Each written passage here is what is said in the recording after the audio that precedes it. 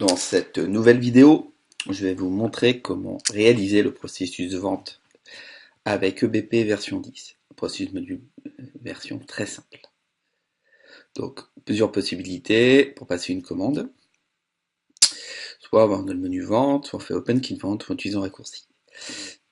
Donc là, j'ai réalisé par le panneau d'affichage. On va voir le tableau de bord. Donc, nous allons dans Commande. Nous allons ajouter une commande. Donc, ajouter commande. Bien sûr, au préalable, j'ai reçu la commande d'un de nos clients. Donc, premier élément, je vais saisir les informations sur le tiers. Donc, ça me permet d'identifier s'il existe déjà. Dans mon scénario, le client existe déjà. Donc ensuite, je vais sélectionner le ou les articles au hasard. Donc là, j'ai regardé un petit peu. Alors, vous avez toujours la possibilité de consulter les articles et l'état des stocks. On peut juste en se déplaçant observer. Ah bah tiens, je peux savoir s'il y a des articles ou pas en stock. Dans cette vidéo, je ne vais prendre que des articles que je possède en stock. On verra que si je prends un article que je n'ai pas en stock, je devrais passer une commande d'achat, qui n'est pas l'objet de cette vidéo, mais d'une prochaine vidéo. Donc comme ma sélection se fait, je varie mes articles. Donc voilà, j'ai 3 articles que j'ai sélectionnés, donc je vais mettre les quantités désirées. Je mets 6. Ici, je vais saisir une quantité volontairement supérieure à mes quantités en stock. Voilà, j'ai un message d'erreur. Donc là, je vais rectifier, même si ça ne poserait pas de souci au niveau de la livraison. Enfin, oui, j'aurai un problème au niveau de la livraison, excusez-moi.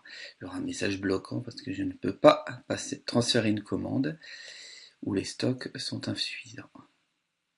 J'ai interdit les stocks négatifs sur la base de données. Alors très important, dans le cas de notre entreprise, je vais vous demander de me compléter à chaque fois qui est l'émetteur du document.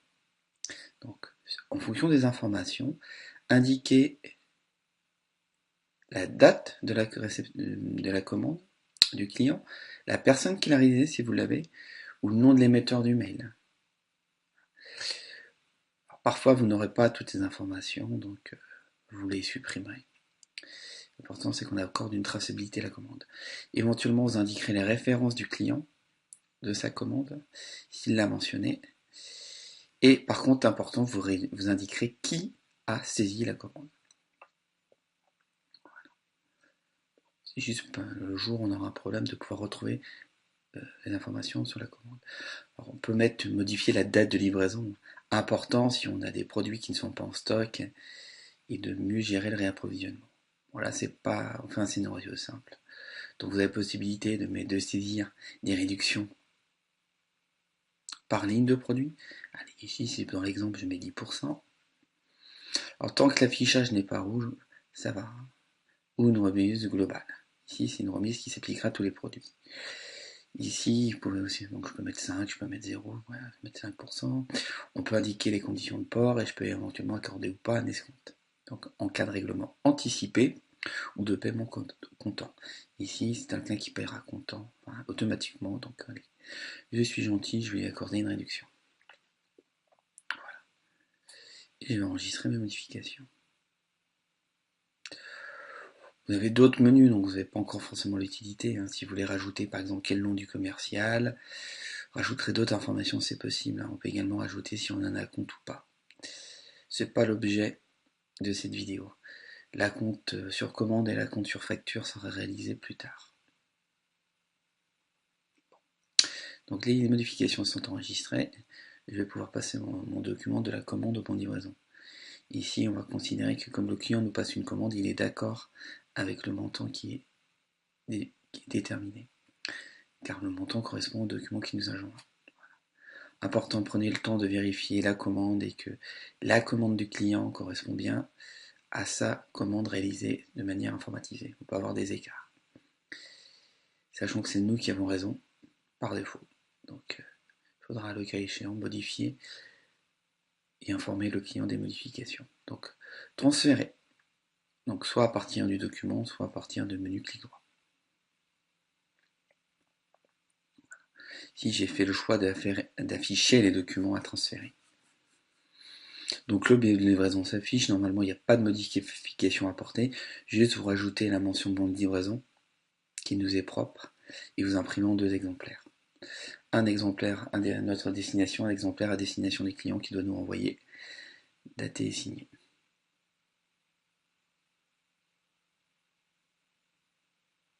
Je rectifie 2 exemplaires pour le client. Non, on n'en a pas forcément besoin. Excusez-moi de cette petite erreur. Voilà. C'est simple, on transfère ensuite le bon de livraison en facture. Parce qu'ici, on va considérer que le client nous a accordé, par accepter la livraison, et que c'est bon, on peut lui faire la commande, et qu'il n'y a pas de retour. Pareil, le retour sur un bon de livraison sera l'objet d'une autre vidéo. Donc toujours important de vérifier quand même les informations qu'on peut saisir, on peut faire des erreurs. Tant que vous ne l'avez pas transféré, le document n'est pas définitif, on peut le modifier. Voilà. Ici, il n'y a pas d'erreur, on va le transférer. Clic droit, transférer. Alors pourquoi je fais par le menu clic droit? C'est pour éviter d'avoir trop de fenêtres à l'écran. Et si j'ai la fenêtre du bon de commande, du bon de livraison et de la facture, ça fait beaucoup de fenêtres à gérer. Je n'aime pas ça, donc je préfère travailler sur une fenêtre par fenêtre.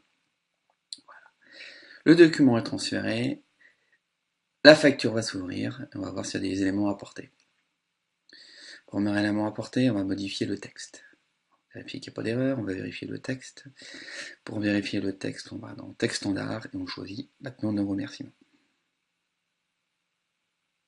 Vous avez de la chance, les textes sont préparamétrés. Rien ne vous interdit de rajouter des éléments. Donc de rajouter une zone textuelle dans la description. Là, je vais rajouter bonne année parce que c'est mon début d'année, lieu de tournage de cette vidéo. Voilà. Donc ok, on enregistre dès qu'on a terminé. Et on va pouvoir valider le document. Donc la validation du document, c'est une étape très importante parce que ce document sera définitif. Les informations sont automatiquement transférées en comptabilité. Voilà. Là, document. Et on va voir comment on va pouvoir le récupérer. Donc, on va récupérer une facture de la boîte à tisses, qui était ici, on voit que j'en ai plusieurs, parce qu'il a déjà passé une commande. J'ai ici affiché uniquement les factures qui n'ont pas été réglées. J'ai bien le document d'entreprise de la boîte à tisses. Donc je vais la régler. Alors plusieurs choix. Hein. Comme tout à l'heure, je peux décider d'aller sur la facture et faire régler la facture avec le bouton. Ou bien encore, je peux décider de faire par un clic droit régler la facture. Même raison, je fais par un clic droit. Donc on vérifie les informations et je vais rajouter une référence à mon virement. Vous pouvez modifier le règlement, mais toujours important de mettre les références sur votre virement, de toute façon, ou le règlement, peu importe. De toute façon, vous aurez un message d'information, non pas d'erreur. C'est pas une faute de laisser une référence vide, mais toujours dans le suivi et la traçabilité de l'information, c'est important. Une fois que c'est fait, on valide pour envoyer l'information en comptabilité. Voilà. La facture est payée. Les opérations sont donc désormais terminées.